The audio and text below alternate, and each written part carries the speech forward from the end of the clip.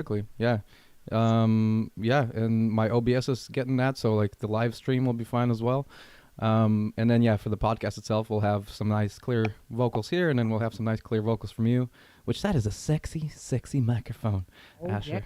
M7B. This is the mic that this is the story, right? And you might Mm-hmm. have even story, but um, Quincy Jones, when he was producing Michael Jackson's Thriller album, Uh-huh. they had all these like wildly expensive like Neumann and Telefunken microphones that they tried to record his main vocals through, and they also did their scratch tracks on this guy, the SM7B, and it's like a $250 mic or whatever.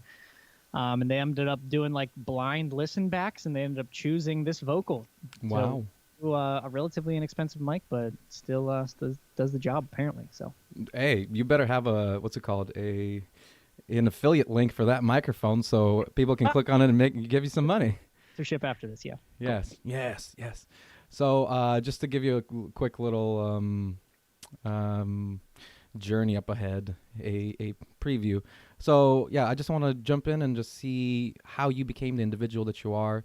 Share some of your stories, some of your pitfalls, some of your successes, and just because I think you're incredible, truly. I had an hour conversation with you and just like a couple of TikTok videos, and I saw so much beauty within just those few moments that I would love to share the entirety of who you are and your journey with individuals so they can, That's connect to that. you're Yeah. one at flattering people. I just want to make sure you know that that is a gift of yours. So well Oh, done. so here's a little bit about me. A while ago, I don't know if I told you this. A while ago, I understood that all people truly want is love. And everything that is placed in front of us is a means to get that love. And marketers know this very well. So they're like, oh, people want love. How do we sell them something to think that they're getting love? So Mm. once I understood that, I was like, okay, I'm just gonna take everything out of the equation. You want love? I'll give you love, man. I will see your best self. I will give that to you. And if you can accept it, great. If you can't accept it, well, that's some inner work that you have to do, and I'll just go somewhere else. Sure. So yeah, man. Like I see the beauty in you, and I also see, if you want me to give you criticism, then ask me, and I'll be like, all right, here's Give me where you could be better at whatever you're trying to achieve, but I need to know a lot more about who you are. I always welcome criticism, and as I think you probably do as a developing human being that lives Hmm. in this world, we know that even if we happen to be at an expert or subject matter expert in whatever field we happen to be interested in, it's never the end of the road, right? So Hmm. there's always learning to be done, and I think I've kind of internalized that for myself. We're starting the podcast already, right? So Oh yeah, it's going. I look at myself as like I want to be a lifelong learner. Like that's Hmm. that goal of mine. Like I don't want to stop being curious about things. So I think that's just kind of a an expression in that same vein of like it's almost that the journey is just as beautiful, if not more beautiful, than like the actual destination or what you think your goals and your achievements are. So Oh, I completely agree. Like, we all know that the destination, our final destination, is not the movie, but death. We're all going to get there. We're all going to die. And you know what? I'm looking forward to it. But it's that process of getting to death. That's life. That is what's happening. So to get lost in that process, and yeah, to get criticism about, okay, where do I want to be? How do I want to be perceived? What do I want to achieve? Am I doing it? We're too close to ourselves to sometimes answer those questions. And an act of love from the people that care about you are saying, hey, I know what you want, or at least you told me what you want. Here's where you are. Here's where you could be. Let's see how we can connect those two dots for you. So many people are afraid of criticism. It's like, dude, that is the ultimate form of love. yes. Oh, and I sympathize so strongly with all that. I don't know if we're officially starting or not, but I if you wanted better mic quality, I'm gonna get my headphones too real quick. So Do it. Ah, everything is always rolling. This will be what's it called? This will be what's it called? This will be like the extra. This is like the I don't know, the Easter egg for those that I don't know. A little extra sauce on the side. Be like, ooh, little philosophy before the beginning. that it will be. That it will be. Yes, yes. All right. I'm going to let's start officially in like 3 seconds, and then I'll jump into a quick little intro. Three, two, one. Hello, everybody. Welcome back to season number 3 of the Almighty Psyche podcast, where I invite incredible individuals that I come across in my journey that I wish to share with you. Today's incredible individual, his name is Asher Condit. Yeah. Oh, nice. With wow. King Production Recording. Ship. King Yeah, Ship. Yes. I don't push that brand as probably as much as I should. So, I've been in this interesting, mindset of, kind of owning your personal brand, especially me as a producer. You kind of have to be yourself almost, right? So I've been struggling with this, like, oh, do I go as Kingship or do I go as Asher? And I kind of don't commit to that. So I think there's a little confusion that I bring to the table for that. So no worries at all. Okay, well, I mean, Kingship Productions or kingshiprecording.com. This is how I found you, honestly, is through TikTok, about you sharing your passions about music, your understanding of the intricacies of music from the creative and the scientific side of how the philosophy and the psychology goes into the expression of artists, or just even a delivery of a message. And that's I want to share that beauty and that passion and that journey that you found yourself in, to honestly one of the hardest jobs that I've ever been a part of. Being an artist, being a working artist, an appreciated artist. Sure. I was doing pre-med for so long, and to be a doctor, sure, it's a lot of work, but it's structured so you can just, like, here's the next step, here's the next step, here's the next step, bam, you did it. Being an artist, a musician, a producer, a creator of any sort, there is no road. First, you have to create the road, then you have to drive on the road, and then you have to convince people that that road is even worth driving on. And that's a great point. I know we've talked about this before, but I have an incredibly similar pathway with kind of being or getting a robust education in mathematics, and then kind of continuing that into a career basically in corporate America as an actuary, and sparing people a ginormous, boring backstory. There's a series of exams that you take that basically take you about 10 years. And I got halfway through that process and was like, I don't know about this. But either way, I had that stair step thing. Like, here's the next stepping stone. Here's the next stepping stone. Here's the next stepping stone. And then, obviously finding your lane as a musician and producer is not that at all. And, not that it's more beautiful that way necessarily, because I think people can have very, very rewarding lives being, in math and, doing insurance risk calculations and stuff like that. But I personally find it so much more enjoyable of an endeavor to create that process and to create that road, to create that path. So anyway, yeah, love it. I completely agree. It's like, you are the frontier leader. I don't know if that's even an expression, but you are the paver of the road. You create this thing that somebody else can follow you on. And again, yeah, like you said, there's nothing wrong with being something else, as long as you know who you are and you know your skill set and you know your passions. Stick to that. Some people want to sit there and just, like, here's some numbers, I want to crunch them, I want to figure out the creation of the universe, or I want to make sure that somebody lives a financially stable life, I want to make sure they can retire. And that's their life. I respect that. And those people too, right? Like, I don't want it to be lost on anybody that those are very, very important and beautiful things. Like, I still find tons of beauty in mathematics and kind of watching, even in, we're going through a pandemic now. So, like, I'm watching the stock market a little bit, and there's a lot of, like, math that goes into this stuff, and, like, how things behave. You need to understand why implied volatility is the way it is in terms of the way we approach and think about companies and how they exist. So anyway, it's necessary. Like, it is beautiful that mathematics exists. I also think it's beautiful that music exists. So. Yes. And honestly, I mean, also music, mathematics, it's the same thing too. It's just an expression of math in a completely different way. People told me that since I was in school, and I decided to kind of declare myself as both, like a student of math and student of music.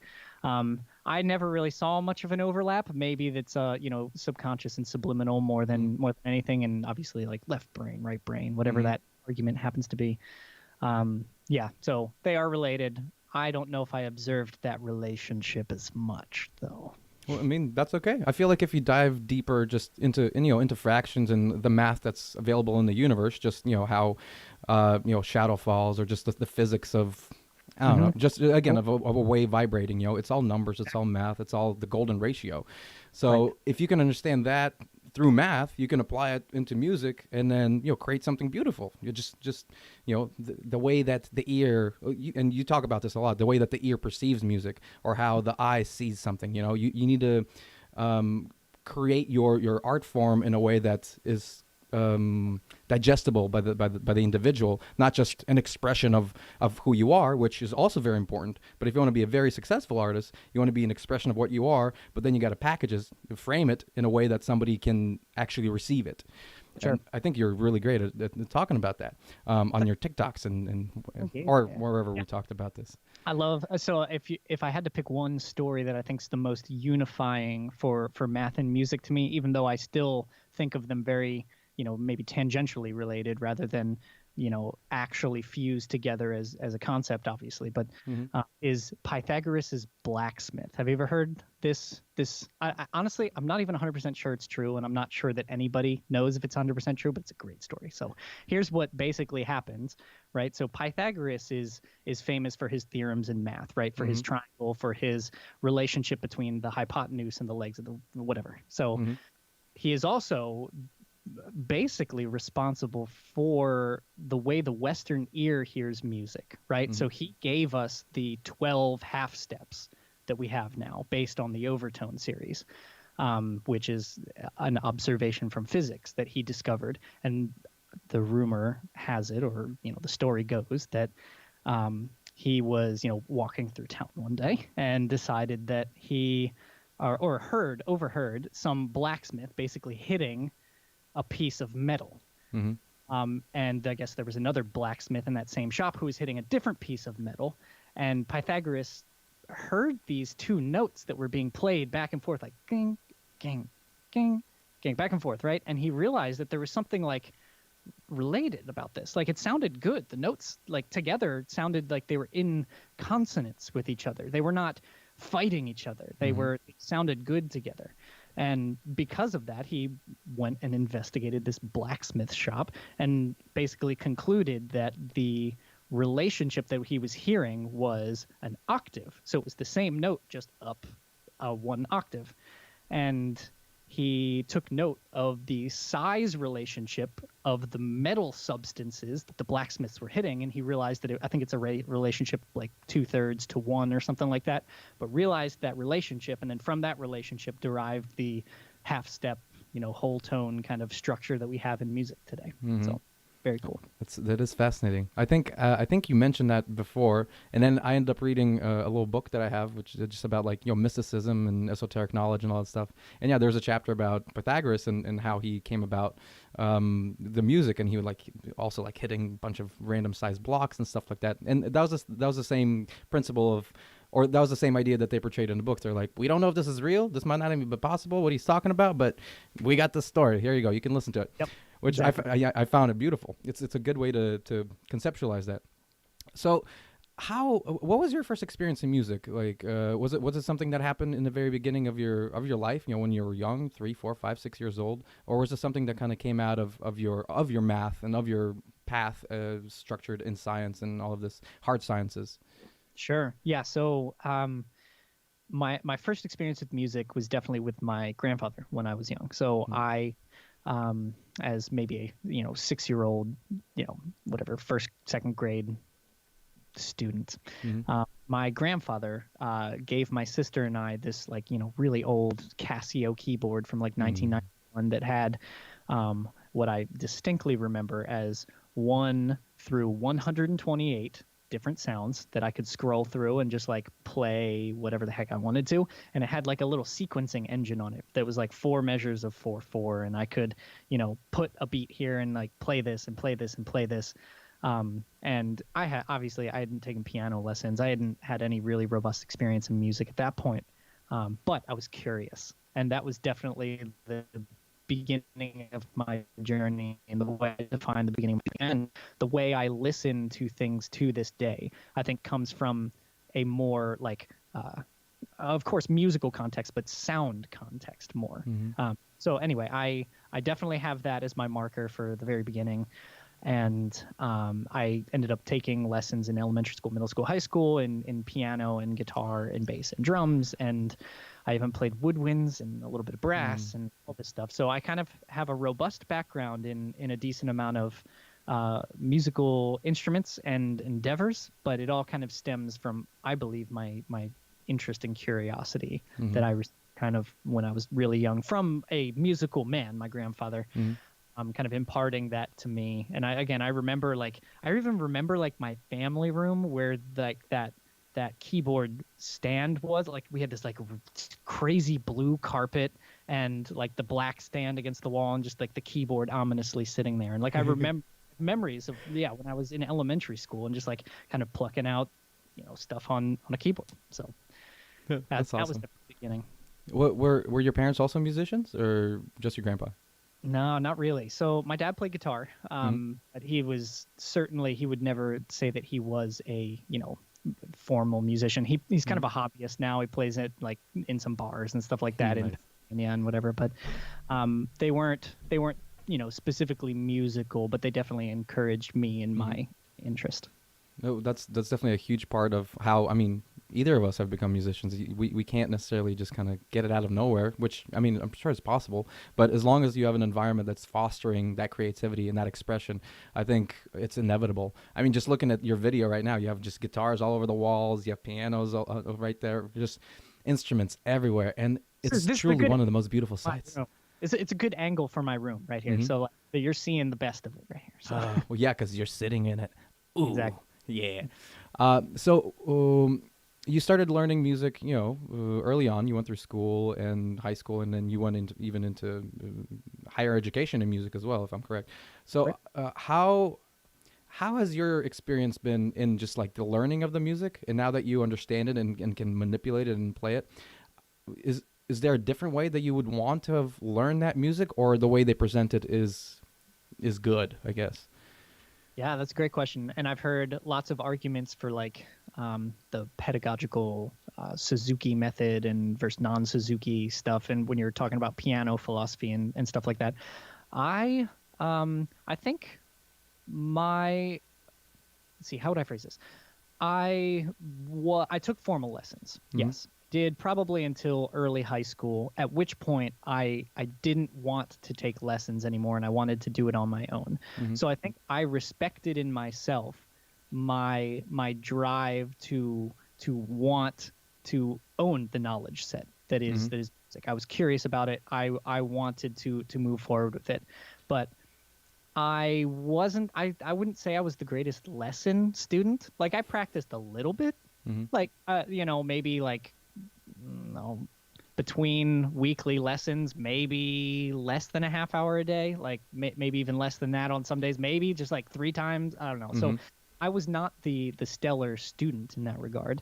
But what I did have is this curiosity of like interval relationships. Like I remember laying on the floor at one of my friends' houses growing up, and we would literally just pluck out notes on a piano and like try to guess what the intervals were between it to just kind of as a basic ear training exercise before we knew anything about music theory or learned anything about music theory.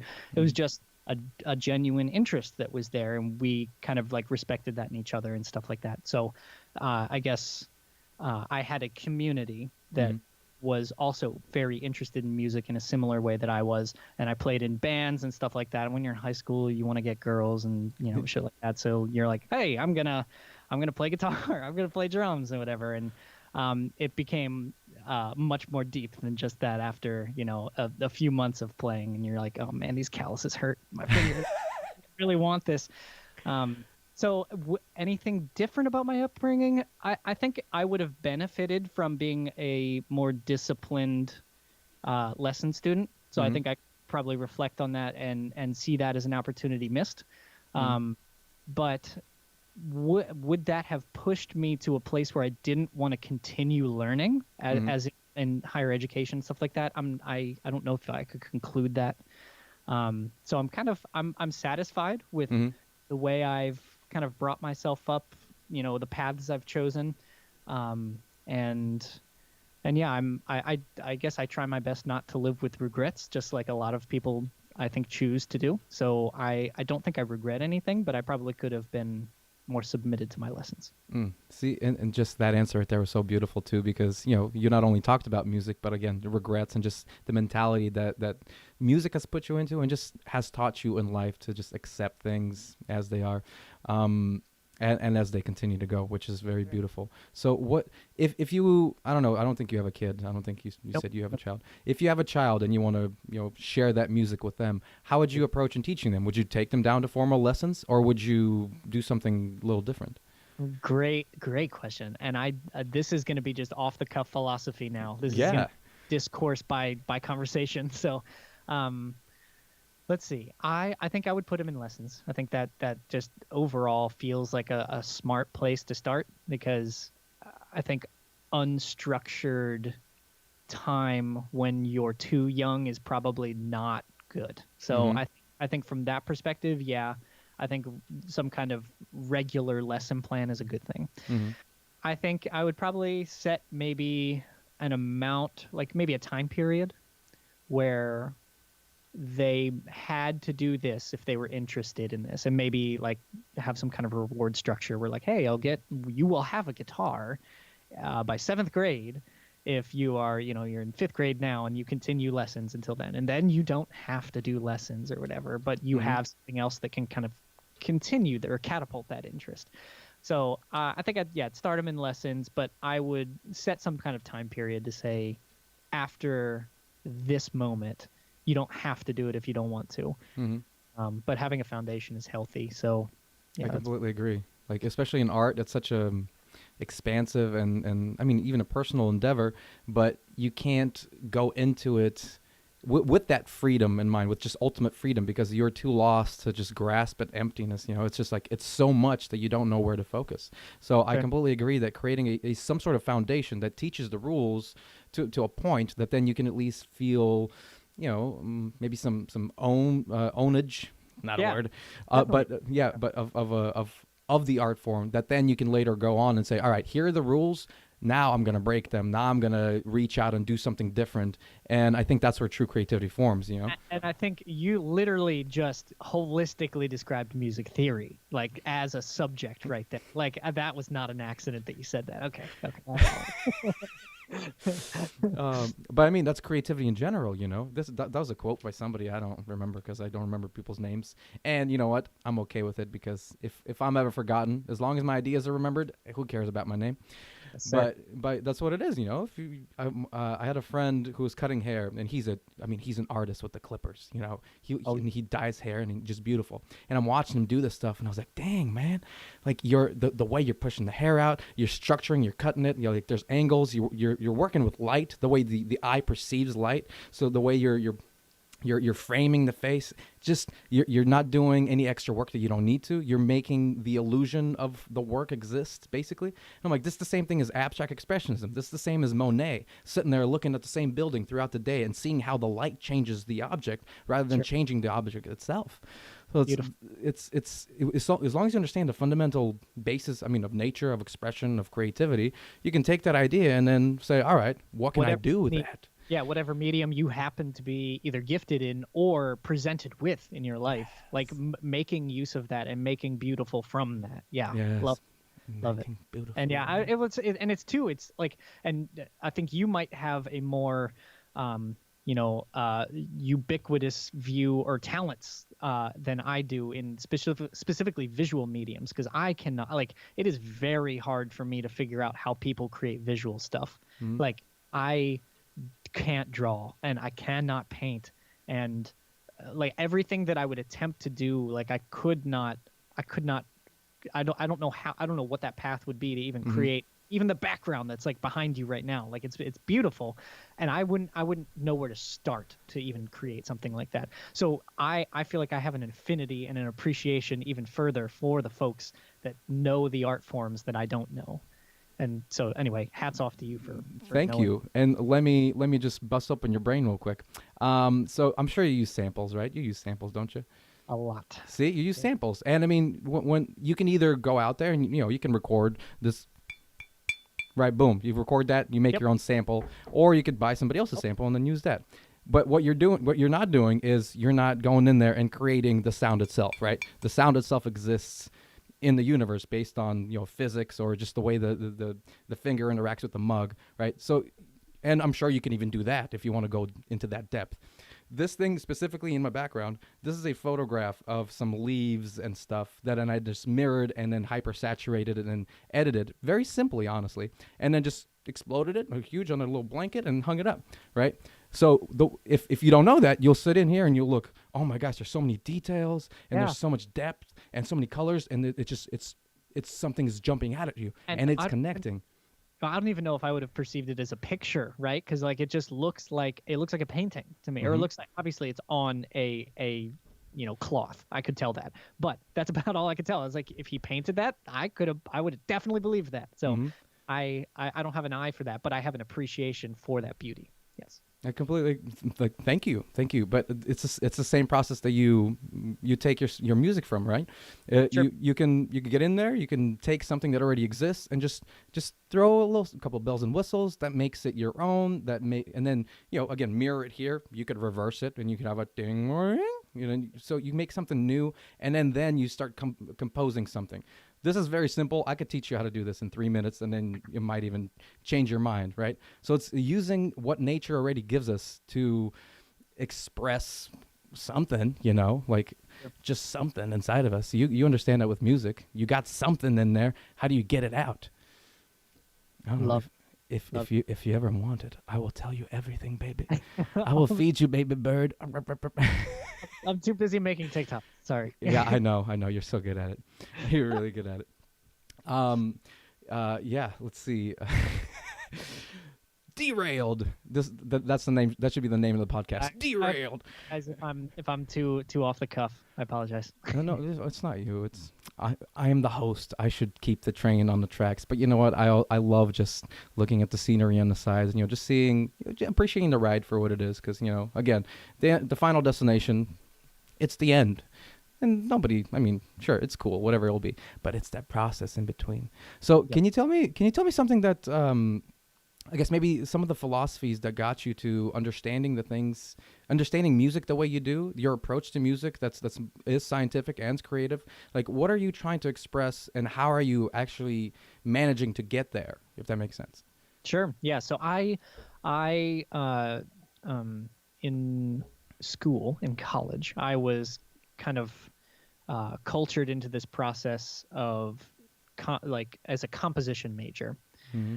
focusing on like uniqueness and sounds, the way people hear them and the way people respond to them, and that being both through the tools of music theory, but then letting those all go and just making something crazy sounding, like if that's what the composition and the composer want, for the soundscape, for the piece of music that you're writing and creating. So I think I have a kind of out of the box perspective as a songwriter because of my composition background. So I Mm-hmm. wrote chorale pieces and chamber music and orchestral pieces, some of them that got performed by some local community choirs, and even my college chamber choirs performed a couple of my pieces, which was a blast. But they would not be anything tolerable for radio. They would not be anything that you would sit down and listen to when you're going for a run, or unless you're really a small subset of the human population. So I think I'm informed from a trying to be unique in your expression, right? And I guess everybody feels like they're in that spot, but a lot of songwriters, at least that I've interfaced with and that I listen to and that I learn about, they get inspired by the people that they look up to in songwriting, and people artists that they really admire because they really like the sound, and they end up sounding a lot like them in a really good way a lot of the time. And I guess I kind of took a position to be really try to be unique with my songwriting and try to like mash that together with the thing that is popular. And I had some success. I had a lot of success in my own head, and I'm really proud of the work I've released, and I'm really proud of the melodies and the chord sequences that I've come up with and that kind of stuff. But But I think that's been kind of my delineating factor as a songwriter and as a content creator. And I think most specifically the attribute that I find most interesting to toy around with in music is harmonic content. So chords and yeah, their layout and their rate of how fast they come at you, and the colors that they can create for extension chords versus non-extension chords and all this stuff. So for like the last decade, a lot of my music has been not your 4-chord pop songs, even though I'm trying to attempt to write kind of an indie pop space. Hasn't been the 4-chord pop song. It's been these really kind of more complex, layered things that I think are, with some hindsight, they're probably overly complicated for a lot of the modern listeners and the modern ears. And I'm totally fine with that. And I'm happy that I did what I did. But I think, firstly, I think I've walked away from your question a little bit, but I think that's what's, made my own vision and sound unique.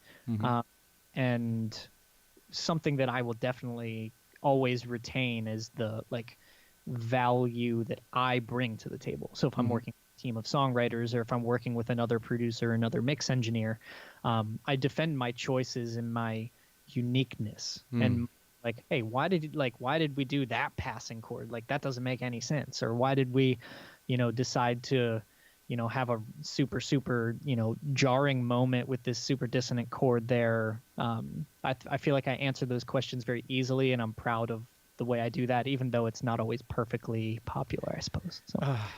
That is so incredible and so beautifully said, honestly. Truly. And feel free to walk away from the question at any time, because my job is just to place you at the beginning and then, go off and let's see where we end up. Because that's always, for me, that's a surprise, right? I mean, where are we going to go? Sure.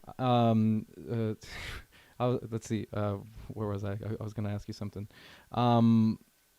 So in your journey, oh yes, that's right. As an individual, it sounds like what you're saying. You're not looking to the outside, even though the outside might be, it's pretty to look at, it's pretty to listen to, it's beautiful. But you have found a path within to express that. Then almost you're setting the standard for the outside world. Be like, say, here's what I want, and I understand why this is the way it is. I understand that I could add this and appeal to this audience. I understand I could add this and appeal to this audience. But you're missing the bigger picture. There is this originality.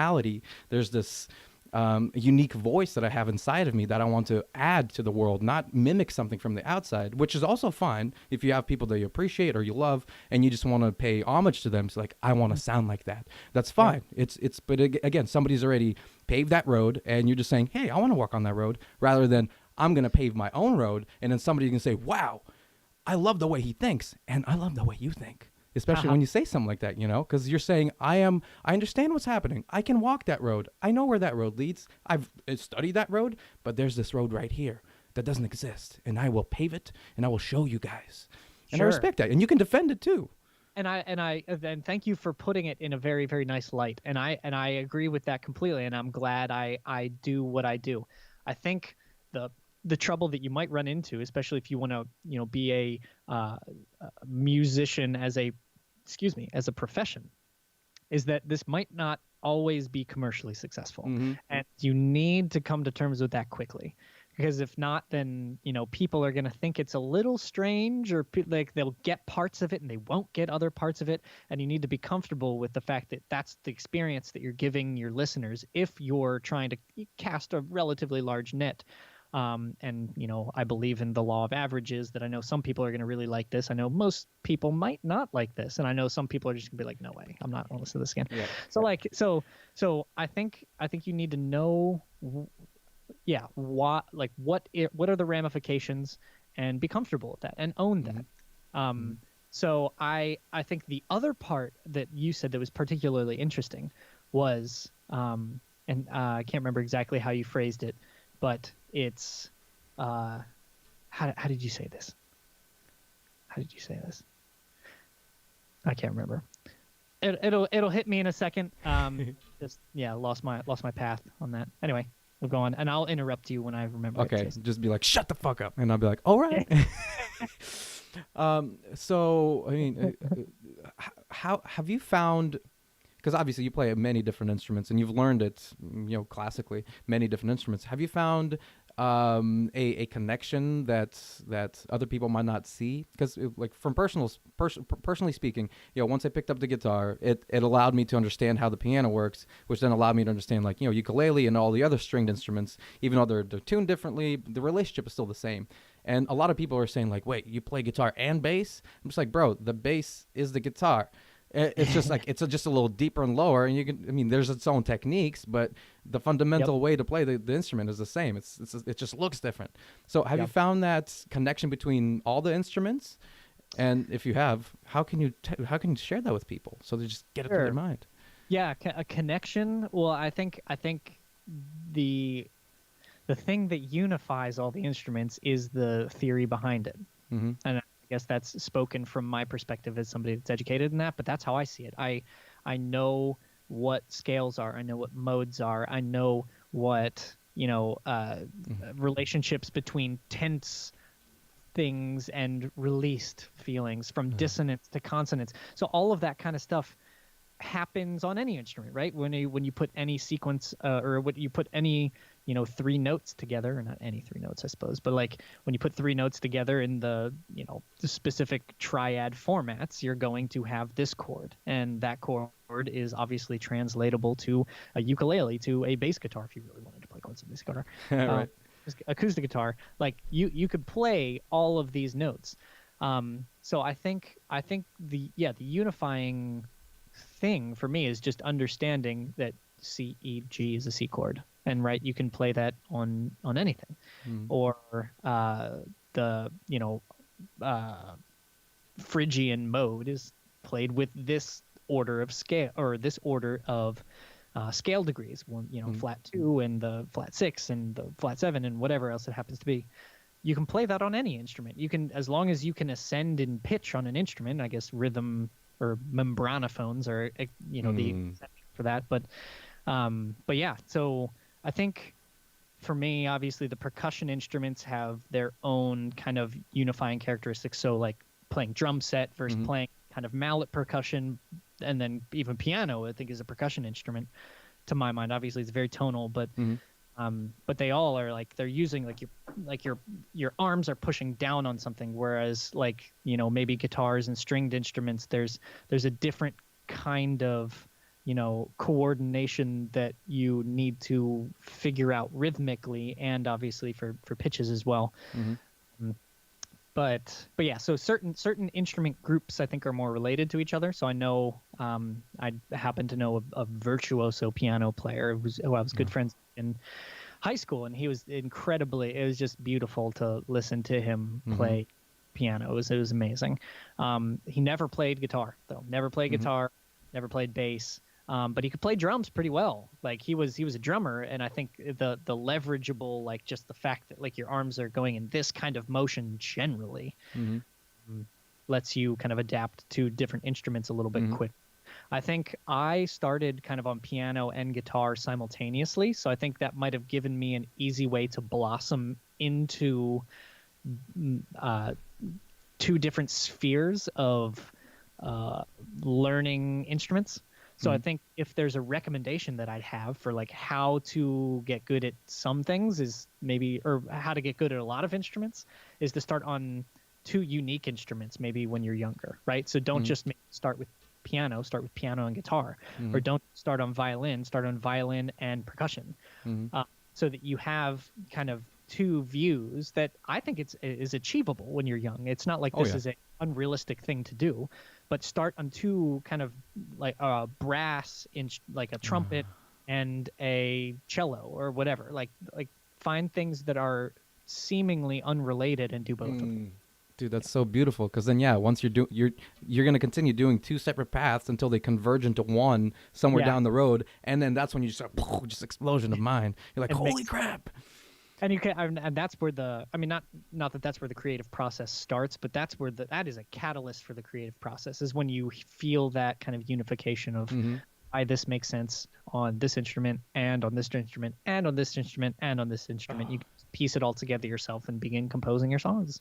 And DIY is very easy nowadays. You can get yourself GarageBand on, well, GarageBand's loaded on Macs, so like you just start there, begin recording.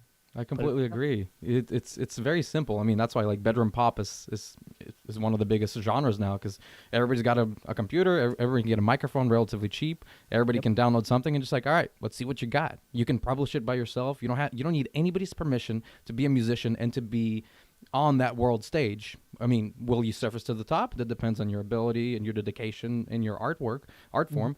But you have that possibility. So if you want to do it, right, it's right there. Exactly.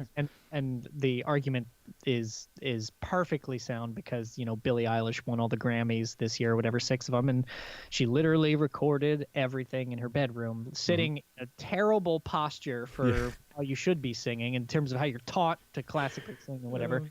Sitting on her bed, like, you know, legs folded, and just kind of slouched forward into a condenser microphone with her brother at the computer, and that's it. No baffling. It's just literally in a room, and you win Grammys from that. Yeah, I need no other evidence. I need nothing else. I love Billie Eilish so much. I love her.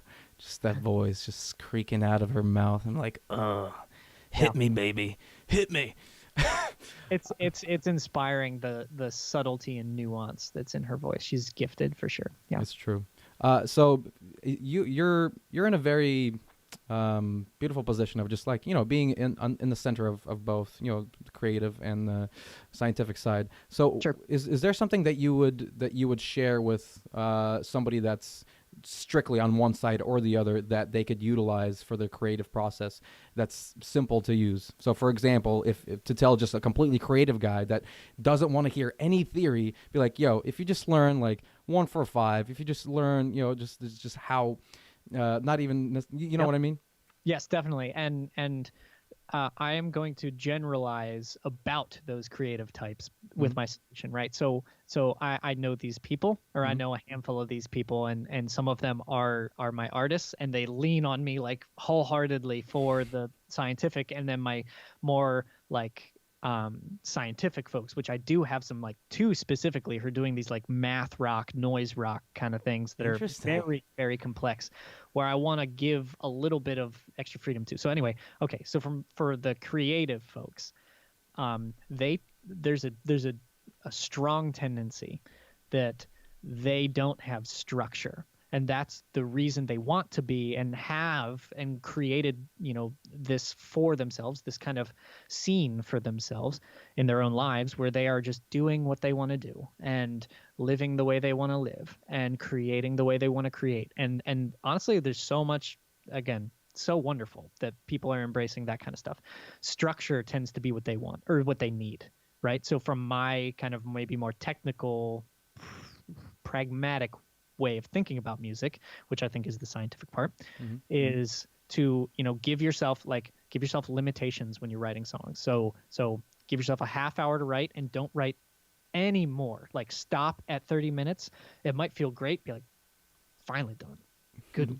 Like, okay, that was terrible. Or it might be like, I'm just furiously writing up to the last second, but like, cut yourself off, give yourself limitations so that you know how to work within a confined space.